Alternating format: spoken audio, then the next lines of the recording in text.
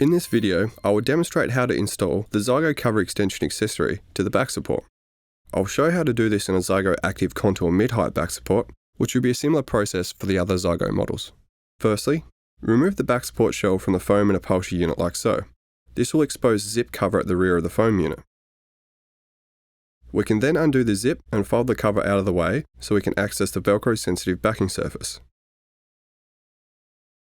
Now grab the Zygo cover extension with the hook Velcro at the top facing the backrest. Stick it to the loop Velcro on the backrest foam unit as shown, making sure it is stuck firmly in place.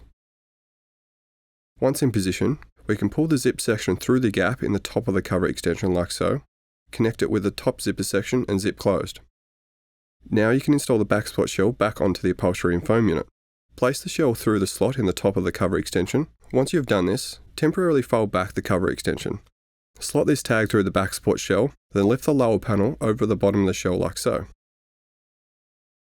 Now fold back the cover extension and pull the tag through, making sure the cover is positioned nicely with the backrest.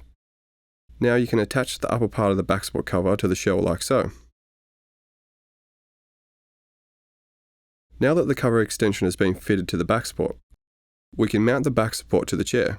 If you are using drop mount hardware, simply drop the back support into place as shown, and make sure these lock into place. To secure the bottom of the cover extension to the chair, you will need to remove the cushion from the chair. You can simply lift this off with the handle as shown. Now, you can pull the cover extension through from the front so it lays on the seat. Next, locate the Velcro straps on either side and pull these down so they are lying on the seat of the wheelchair with the hook side facing up. Place the cushion on top of the straps like so. This will attach the Velcro bottom of the cushion to the straps. You can lift the cushion up to reposition the straps on the base of the cushion so they are placed straight and even on both sides, making sure that these aren't bunched or wrinkled.